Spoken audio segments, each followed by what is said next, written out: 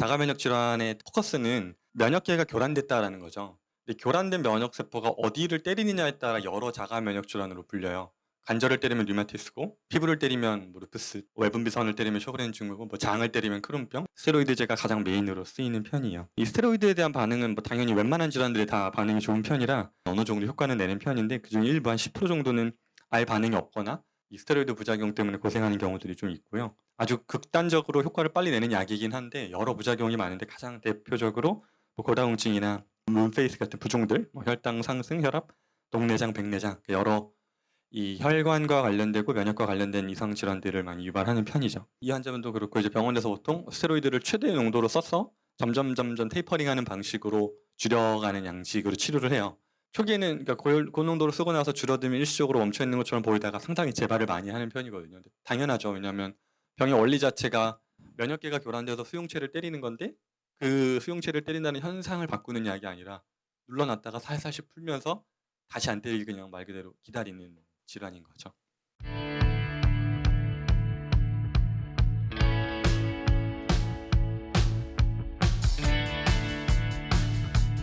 오늘은 조금 특이 케이스들 위주로 공유를 좀 하려고 하는데요. 크게는 어떤 질환인지 질환에 대한 설명 간략하게 해주시고, 이런 질환들이 치료됐을 때 어떤 지표를 가지고 판단하는지 간략하게 정리해보고, 실제 사례가 있었고 실제 사례에서 우리가 좀 배울 점들, 의미가 있는 점들, 임상적으로 좀 고찰할 만한 점들, 중증근무력증이라는 치료 사례 한번 좀 공유해 볼 건데, 자가면역 질환들을 주로 다루는데, 자가면역 질환의 포커스는 면역계가 교란됐다라는 거죠. 근데 교란된 면역 세포가 어디를 때리느냐에 따라 여러 자가 면역 질환으로 불려요.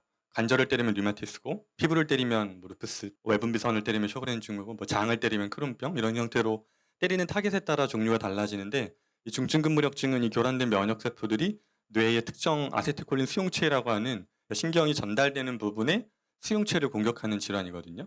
그래서 지금 이 검사상에서 보시는 것처럼 항 아세틸콜린 수용체라는 걸 진단 기준에서 중요한 지표 하나로 삼고요. 이것만으로 진단하는 건 아닌데, 이게 이제 자가 면역성 기전을 보여주는 중요 검사인 거죠. 그래서 중증근무력증은 이름은 상당히 무섭고 실제 무서운 질환이에요. 왜냐하면 전신 근육에 위약이 오고, 나중에는 뭐 이제 식도 기능이 떨어진다거나, 그 음식을 넘기지 못한다거나, 숨 쉬는 게 어려워진다거나 하는 경우까지 가는 경우도 있고요. 좀 국소적으로는 주로 눈이나 이제 안검하수 같은 형태나 또는 복시처럼 안구를 움직이는 근육들의 위축이나 근위약으로 이런 여러 증상들이 많이 나타나는 질환이거든요. 핵심은 이 아세틸콜린 수용체라는 것에 대한 자가항체가 생겨서 신경의 전달이 손상되는 질환이에요. 그래서 그림으로 보면 우리가 신경이 전달될 때 아세틸콜린이라는 물질이 전달이 되면서 이 리셉터에 붙으면 신경이 전달이 되는 건데, 항아세틸콜린 수용체라는 게 회색이 이 수용체에 붙으니까 이 아세틸콜린이 붙지 못하는 거죠. 그래서 근육에 신경 전달이 안 되면서 위약이 생기는, 그러니까 근육에 피로감과 약화가 생기는 질환이다, 이렇게 보시면 돼요. 현재 치료들은 이 아세틸콜린 에스터라제 억제제라고 해서 아세틸콜린이 한번 분비됐다가 원래는 재흡수되면서 계속 돌아야 되는데, 한번 분비된 게 재흡수되지 않도록 계속 오랫동안 떠돌게 하는 약들, 그리고 뭐 혈장 교환술은 많이 하지는 않고 보통 면역 억제제, 그리고 스테로이드를 제일 메인으로 많이 쓰는 치료예요. 근데 여기서 왜 스테로이드가 효과가 있냐면, 아세틸콜린을 건드리는 약이 아니라 이 항체를 만드는 게 면역 세포들이다 보니까 그 면역 세포들을 억제해서 이 항체 자체를 좀 일시적으로 못 만들게 하는 약인 거죠. 그래서 스테로이드제가 가장 메인으로 쓰이는 편이에요. 근데 이제 해보면은 이 스테로이드에 대한 반응은 뭐 당연히 웬만한 질환들이 다 반응이 좋은 편이라, 이것도 마찬가지로 스테로이드에 대해서는 어느 정도 효과는 내는 편인데, 그중 일부 한 10% 정도는 아예 반응이 없거나 이 스테로이드 부작용 때문에 고생하는 경우들이 좀 있고요. 근데 스테로이드는 저희가 많이 경험하는 것처럼 여기서 아주 극단적으로 효과를 빨리 내는 약이긴 한데 여러 부작용이 많은데, 가장 대표적으로 뭐 고다공증이나 문페이스 같은 부종들, 뭐 혈당 상승, 혈압, 녹내장, 백내장, 여러 이 혈관과 관련되고 면역과 관련된 이상 질환들을 많이 유발하는 편이죠. 이 환자분도 그렇고 이제 병원에서 보통 스테로이드를 최대 농도로 써서 점점 테이퍼링하는 방식으로 줄여가는 양식으로 치료를 해요.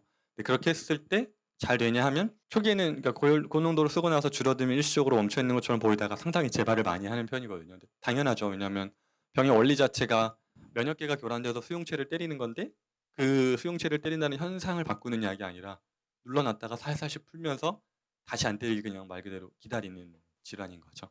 환자 사례를 좀 보면 50대 여성분이셨고 중증근무력증으로 진단을 받고 아세틸콜린 수용체 항체 양성인데, 사실 농도가 많이 높은 편은 아니라서 치료가 좀 빨랐던 분인데 어쨌든 거기서 양성이 나왔고, 졸리 테스트라고 해서 이 근전도, 그러니까 근육이 움직이는 정도를 신경 전달 정도를 체크하는 검사인데 여기서 이제 양성이 나왔던 전형적인 중증근무역증 환자셨어요. 저희가 했던 치료는 저희가 항상 하는 유전자 타입을 분석하고 어떤 식사가 항원으로 작용하는지 찾고 그래서 면역계를 정상화시키는 3단계 시기에 맞는 약제들을 다 사용하고 침치료도 잘 병행을 하면서 치료를 진행을 했던 분이고요. 5개월 당시의 변화를 좀 보면 일단 항체가 핵심이라고 설명드렸죠. 수용체를 공격하는 항체가 그 수용체를 막았기 때문에 신경 전달이 안 되는 거라 그 항체 농도가 얼마나 줄었느냐를 봤을 때 5개월 정도의 비율로만 보면 3분의 1 정도, 0.98 정도에서 0.38로 경계 단계죠. 중간 단계로 이제 내려왔다는 거고요. 7, 5개월 정도 만에 정상 범위 안으로 감소를 했고요. 두 번째로는 아까 졸리 테스트라고 하는 근전도 검사상에서 기능장애 소견이 있었던 것들이 병 검사지를 가지고 오셨는데 결론은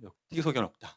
근전도 상에 이상 소견 없다라는 결과까지 받아서 항체가 음성으로 돌아왔고 근전도 검사상에 음성 소견이 보였다면 중증무력증에서는 어느 정도 회복이 된 거죠. 실제로 변화들이 이렇게 있었고 세 번째로는 어쨌든 근육의 위축, 그러니까 근육의 약화를 동반하는 질환이다 보니까 그쪽에서의 변화도 실제로 보였나를 저희가 볼 수 있는 검사 중에 좀 미약하지만 인바디로 봤을 때 실제로 골격근량의 증가와 지방량의 감소로 근육량은 늘었지만 지방은 떨어진 아주 좋은 패턴의 체중 변화를 보여주셨던 분이에요. 한 5개월 치료 동안 2kg 정도의 감량, 근육은 한 2kg 정도의 증량, 체지방에서 한 8% 정도가 잘 빠져주셔서 정상 체중에서도 아주 좋은 패턴으로 돌아왔던 케이스입니다.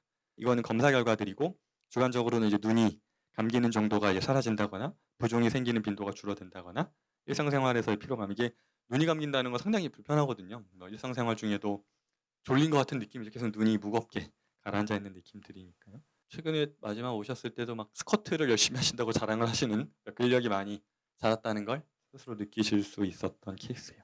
사리고찰은 중요한 점은 일반적인 표준 치료가 스테로이드를 고농도로 쓰면서 줄이는 방법이고 그래도 안 됐을 때는 면역제제를 사용하거나 심한 경우에는 흉선 전체술까지 해서 완전히 항체를 못 만들도록 완전히 통제하는 방식들을 쓰거든요. 어쨌든 이 질환은 최악으로 갔을 땐 계속 진행이 되면 면역제제 그 다음은 절제하는 방식으로 치료하는데 일단 첫 번째 이 환자 사례의 특이점, 좋은 점은 스테로이드제는 완전히 중단한 상태에서 항체까지 완전히 소실된 그리고 졸리 테스트라는 근전도 검사 상에서도 소실됐다는 게 중요한 사례죠. 아세틸콜린 수용체의 항체가 좀 중요한 게 이분은 사실 농도가 높은 편은 아니었지만 이 농도가 높은 상태로 유지가 되면 재발도 매우 쉽고 사실 중증으로 진행되는 정도가 매우 많아요. 그래서 이 항체가 보통 계속 천천히 늘어나는 편인데 정상 범위로 완전히 떨어졌다는 게 상당히 중요한 케이스라고 볼 수 있고요. 이제 두 번째로도 졸리 테스트라고 하는 혈액 검사 이외에도 실제로 임상적으로 제일 중요한 게 증상으로 근전도 검사상에서 실제 근육 기능에 이상이 없다라는 것까지 확인할 수 있었던 케이스고요. 그리고 스테로이드제를 중단했다는 게 상당히 중요한데 이 질환은 이제 보통 재발이 흔하기 때문에 약을 끊는 것까지는 잘했다 하더라도 끊고 나서 재발되지 않고 이게 잘 유지되고 있느냐까지 확인을 하는 게 중요한데 이번에 이제 3개월 단위로 2번 뵙고 6개월 차에도 재발이 없이 잘 유지되고 계시는 게 보였기 때문에 완벽한 케이스라고 볼 수 있는 거거든요. 약이 이런 형태로 쓰는 것들은 한약재들은 주로 염증을 없앤다거나 뭐 중증근무력증에 좋은 약들이 있는 건 아니고요. 중증근무력증도 저희는 결국 자가 면역 질환으로 바라보기 때문에 면역계 정상화를 조금 더 빠르게 촉진할 수 있는 약물들을 이 환자분은 M타입 환자분이셨어서 환기 이상 시오라는 약제를 실제로 고농도로 많이 썼던 케이스입니다. 뭐 결론은 사실 뭐 완치라는 표현이 사실 항상 어려운데 제가 생각하는 건 면역계 정상화를 완치로 목표로 하고 그리고 그 상태가 6개월 이상 유지됐을 때 저는 더 이상 위험한 게 없다고 보거든요. 물론 또 생활이 무너지고 이런 이상이 발생했을 때는 언제든지 다시 병이 재발할 수는 있겠죠. 이제 면역계가 정상화됐다는 의미를 항상 환자분들에게 설명드릴 때 뭘 해도 안 아플 겁니다가 아니라 면역계가 정상화됐다는 건 내가 생활한 거에 대한 반응을 몸이 즉각적이고 예민하게 할 수 있다는 거고 그 소리를 듣고 돌아오면 이 병이 다시 재발하지는 않는다. 이렇게 설명을 드리거든요. 그래서 이런 사례를 통해서 제가 전달하고 싶은 건 중증근무력증뿐만 아니라 저도 처음 보는 자가면역질환 환자분들이 계속 오시거든요. 한국에서 뭐 10명 안에 드는 뭐 이런 자가면역 질환들. 저도 처음 보는 질환들이 오면 전 있는 그대로 설명드려요. 제가 무조건 다 이건 다 치료됩니다라고 하는 게 아니라 이런 기전들을 기반으로 면역 세포들의 타겟은 다르지만 결국 면역계 교란이라는 동일한 기전으로 병이 발생했다고 봤을 때 면역계 교란을 회복시키는 걸 목표로 하기 때문에 치료 방법은 다 동일하거든요. 이 질환이든 다른 자가면역 질환이든 증상은 다르게 나타나고 타겟은 다르지만 그래서 이런 기전을 가지고 치료한다라는 걸 이해하시면 전혀 다른 것 같아 보이는 근무력증이어도 자가면역 질환 기반을 가지고 회복이 된다. 그러니까 저희 치료의 특성이 어떤 예를 들어 스테로이드제나 어떤 약처럼 한 달 이내 또는 아주 급속도로 변화가 딱 보이면 이것 때문에 좋아졌다라고 본인도 확확 느끼고 뭔가 극적이죠. 6개월이라는 기간이 사실 매우 길거든요. 6개월 동안 서서히 좋아지면 우리 환자분들은 망각의 동물이 저도 그렇고요. 6개월 동안 좋아지면 한 달 전도 잘 기억이 안 나요. 6개월 전에 있던 증상이 지금 없다는 걸 말해줘야 알고요. 그때 그런 게 있었나라는 게 사람은 자연스럽게 잊혀져 가거든요. 치료라는 것들이 막 어떤 증상이 갑자기 빡 하고 한 달 만에 이때를 기점으로 사라지는 게 아니라 정말 희석되듯이 천천히 사라지는 게 이 병의 특성이라 어떻게 보면 당연한 것 같기도 했는데 그런 의미에서 사실 피부 질환 같은 경우가 눈으로 딱 결론을 보여드릴 수 있고 이런 질환도 수치로 보여드릴 수 있기 때문에 기록을 남길 수 있는 거지 임상적인 증상만 가지고 하기에는 사실 좀 임팩트가 약한 것 같기는 해요. 그리고 오늘 두 번째는 이 PBC랑 쇼그렌 증후군 중복 치료 과정이고요. 이 두 질환이 똑같아요. 중증근무형증은 전혀 다르죠. PBC는 담관염, 그러니까 간질환이고요. 간 중에서도 담관을 타겟하는 이 담도의 작은 담관을 주로 타겟하는 자가면역 질환이고요. 쇼그렌 증후군은 외분비선이라는 침샘, 눈물샘, 바르톨린샘 같은 질분비물 관련된 부분들 이쪽에도 다 이제 관여를 하는 질환인데 부위로 보면 전혀 다른 것처럼 보이지만 최근 여러 연구들이 이 두 가지 질환의 공통적인 병리 기전이 많아요. 우리가 자가면역성 상피염이라고 하는데 그 상피세포를 타겟하는 기전을 동시에 갖고 있다고 해서 전혀 다른 질환처럼 보이지만 실제로 많이 동반되는 편이고요. 실제로 치료 과정에서도 동일한 패턴으로 움직입니다. 이 환자분은 50대 여성이셨고 M23타입으로 분류됐던 환자분이었고요. 처음 진단은 2013년에 PBC 먼저 진단을 받았고 한 10년 정도 후에 쇼그렌 증후군까지 추가로 진단을 받았던 케이스입니다. 증상들은 전형적인 쇼그렌 증후군의 증상들인 건조감, 침샘 분비 기능 이상, 구강 건조, 눈물샘 전형적인 건조감을 동반한 질환들과 사실 PBC는 증상이 별로 없어요. 피로감 정도, 가려움, 왜냐면 담즙 분비 이상이 생기다 보니까 생기는 약간의 가려움, 소양감 정도지 극도의 피로감 제외하고는 사실 피로감을 질환으로 인식하기는 어렵다 보니까 이 병이 좀 무서운 이유가 간 수치 이상이 보이기 전까지는 티가 안 나는 거죠. 처음 2014년 진단받고도 그냥 우루사 복용하면서 계속 잘 조절이 되고 있는 줄 알았는데 10년 동안 약을 계속 먹으면서 간 수치는 정상 범위 안에서 왔다 갔다 약간 벗어나긴 하지만 크게 이상하지 않게 유지가 되니까 그래도 내가 약으로 치료하고 있다는 인식에 안심이 생기죠. 근데 10년이 지났는데 또 새로운 병이 생긴 거죠. 새로운 병이 아니라 사실 이 PBC가 잘 관리가 안 됐기 때문에 그러니까 관리라는 게 간에 대한 담관에 대한 관리는 됐지만 면역계 교란이라는 게 방치됐기 때문에 여기까지 넘어가게 되는 거거든요.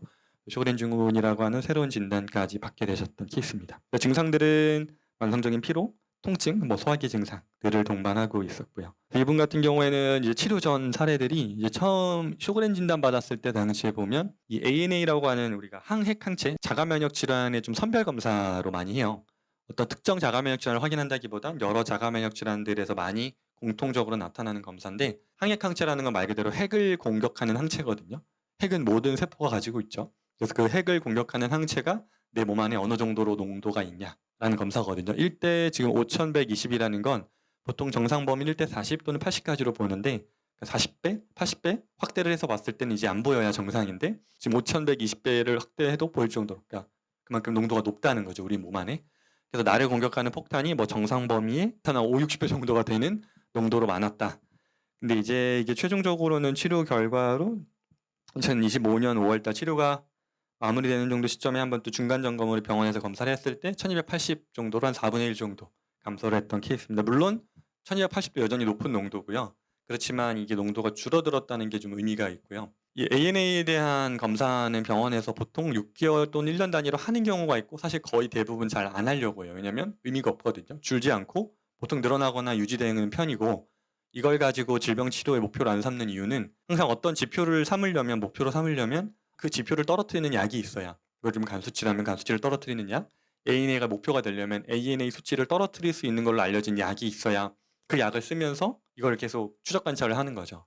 근데 추적 관찰을 잘 안 하는 이유는 1년 단위로 하는 이유는 나빠지지 않는지만 보려고 그러니까 추가적으로 막 늘어나는 거는 확실히 안 좋은 케이스지만 좋아질 건 기대를 잘 안 하다 보니까 잘 보지 않는 지표거든요. 이분 같은 경우에는 사실 저희 치료 직전 검사는 없어서 저는 오히려 반대로 2022년부터 25년이니까 3년 텀인데 24년 치료 시작 당시 ANA 검사는 없어서 제 예상은 아마 더 높았을 걸로 보거든요. 보통은 늘어나는 편이니까. 그래서 더 높았던 게 1280까지 떨어졌다는 게 의미가 있지만 중간 검사는 없다 보니까 좀 아쉬운 어쨌든 4배 정도의 감소는 상당히 유의미한 케이스고요. 그리고 이게 특히나 PBC랑 쇼그렌이 모두 동반된 경우에 전신적인 자가면역 질환들이 늘어나고 있다는 거고 그걸 보여주는 제일 좋은 지표는 이 ANA이다 보니까 제가 이제 중요하게 봤던 거고요. 그리고 두 번째로는 간 기능 지표도 우르사를 계속 쓰다 보니까 어느 정도 정상 범위 안에서 왔다 갔다는 하지만 약간 정상 범위를 벗어나는 수치들이 두 가지가 감마 GDP랑 ALP라고 이게 담관의 특이적인 검사들이거든요. 동그라미 쳐놓은 거랑 감마 GDP, 저희 검사상의 GGT라고 보는 두 가지 검사가 정상 범위를 계속 벗어났다가 왔다 갔다 그 경계 안에 있었는데 ALP도 정상 범위 안으로 들어왔고 최종적으로는 다 정상 범위 안으로 완전히 안전하게 들어왔던 케이스입니다. 그래서 이걸 보면 담관에 대한 염증 반응도 안정적으로 돌아왔다고 볼 수 있고요.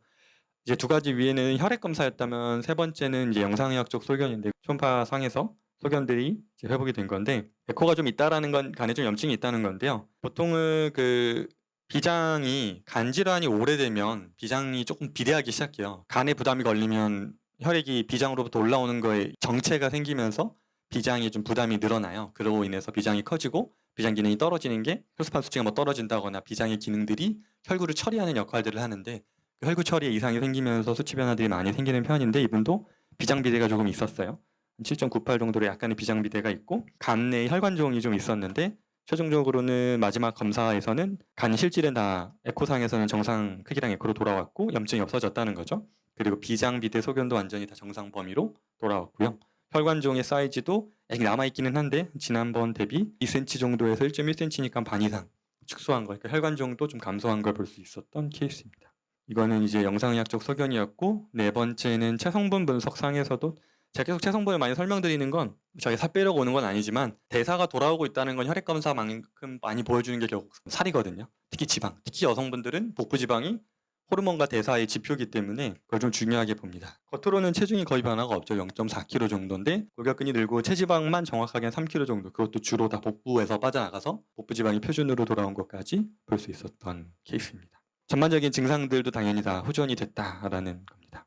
저희는 유전체 타입을 분석하고 그거가 맞는 식단이나 생약을 처방을 해서 목표는 면역계 정상화를 목표로 치료를 한다. 그래서 결론적으로는 중복적으로 나타나더라도 치료는 분명히 가능하다는 거고요. 오히려 중복적으로 증상이 나타났으면 더욱더 저희밖에 치료 못한다. 저는 이렇게 설명드리거든요. 왜냐하면 쇼렌증후가 PBC가 발병을 하면 대학병원 기준으로는 이제 진료가 두 개로 나뉘어요. 소화기내과 가셔야 되고 류마티스 내과에 가셔야 되고 거기서 만약에 또 뭐 침범이 폐로 만약 넘어간다? 그럼 이제 호흡기내과까지. 그러니까 계속 분과가 나뉘죠. 그러다 보면은 이제 나중에가 되면 이 세 군데에서 쓰는 약들이 충돌하는 경우가 생길 수밖에 없어요. 예를 들면 PBC랑 자가면역 간염이라고 하는 게 똑같은 간질환인데도 예를 들면 두 개가 동반이 되면 스테로이드가 이득이 되는 것과 해가 되는 게 좀 애매해지는 시기가 와요. 그리고 아자티오프린이라고 하는 면역 억제제도 이득과 해가 좀 애매해지는 시기가 오거든요. 그러니까 어떤 의미냐면 자가면역 간염에는 효과가 있는데 자가면역 담관염에는 리스크가 좀 큰 약, 반대로 자가면역 담관염에는 효과가 있는데 간염에는 리스크가 큰 약들이 많이 생기거든요. 그러다 보니까 이 질환들이 중복적으로 나타날수록 치료가 좀 더 까다로워져요. 병원에서는 써야 되는 약들이 질환마다 있는데 그 질환에 쓰는 약들이 동일한 자가면역 질환이지만 부위가 다르다는 이유 때문에 다른 질환에는 위험할 수가 있기 때문이거든요. 이런 경우 저희는 이 질환을 치료하려고 여기에 맞는 약을 쓰는 게 아니라 그 기저에 있는 면역계 교란을 잡아서 정상화시키는 걸 목표로 하기 때문에 치료 원리는 동일하고 오히려 중복되면 중복될수록 저희가 더 잘할 수 있는 특화된 분야다. 이렇게 생각하시면 될 것 같아요. 그래서 이분 사례에서 사실 이 ANA 검사가 지난번에 또 전화 문의로 왔던 건데 이거를 제가 보여드리면서 환자분들께 설명하면서 좀 어려운 점이 가장 이상적으로는 이 항액 항체라는 게 제일 빠른 분들 기준으로는 3개월 만에도 반토막 나는 분들이 제일 빠르고요. 보통 3개월인 이유가 항체의 어떤 그 생성 주기인 것 같아요. 세포가 변환이 되고 항체가 만들어지는 그 사이클을 생각했을 때 3개월 정도면은 이제 한 번은 안 만드는 새로운 항체를 안 만드는 사이클을 3개월이면 빠르게 오는 편인 것 같고요. 느리면 보통 6개월 그리고 1년 단위로 반토막 정도 나는 게 일반적이거든요. 이거를 제가 왜 계속 설명을 드리냐면 환자분들께 아무리 설명을 드려도 예를 들면 제가 1년 정도 뒤에 경과가 좋아서 한번 검사해 보시죠 라고 하는 이유는 없어졌을 걸 기대하는 게 아니고 첫 번째로 늘지 않는 게 1차 목표고 반 정도 줄었으면 성공이다라고 보는 거거든요. 저희가 하는 치료라는 게 예를 들면 혈장 교환술, 항체 제거술 이런 게 아니라 면역계를 정상화시키는 게 목표라는 말은 새로운 항체가 안 만들어지는 상태까지를 만드는 거거든요. 이게 무슨 말이냐면 항체가 안 만들어지는 상태가 된다는 건 그때부터 새로운 항체를 안 만드는 거지 그 상태가 되는 시점까지는 느리지만 계속 새로운 항체를 만들어낼 수밖에 없어요. 저희는 그 추세를 꺾어서 멈추거나 떨어뜨린 것까지 봤으면 이제는 더 이상 새로운 항체가 안 만들어지고 있구나로 추정할 수 있는 거죠. 그런 의미로 검사를 하는 건데 환자분들은 뭐 음성이 될 줄 알았는데 막 안 됐다, 또는 줄었는데도 반밖에 안 줄었다, 또는 뭐 4분의 1 줄어도 아직 남아있다, 이렇게 이야기해 버리시면 이 병에 대한 이해가 조금 안 되고 있는 거죠. 그런 설명을 드릴 때 이 검사를 본다라는 걸 이해하시면 좋을 것 같아요. 이렇게 오늘 2가지 사례를 좀 나눠봤고요. 이 2가지 사례를 다시 한번 정리하는 이유는 각각의 자가면역 질환들 중에 그래도 많이 들어봤을 만한 뭐 류마티스, 뭐 쇼그렌 증후군 자체는 저희가 이미 사례도 많고 뭐 보셨으니까 되는구나 알겠지만, 중복된 것들, 그리고 좀 특이한 자가면역 질환들, 이것도 자가면역 질환이야 하는 것들이 계속 생기는데 그런 것들도 동일한 원리로 치료된다라는 걸 사례를 보고 정말 되긴 되는구나, 이런 느낌을 느끼셨으면 좋겠고, 자가면역 질환에 대해 더 많은 정보가 궁금하시다면 EBM TV의 구독, 좋아요, 알림 설정 해주세요.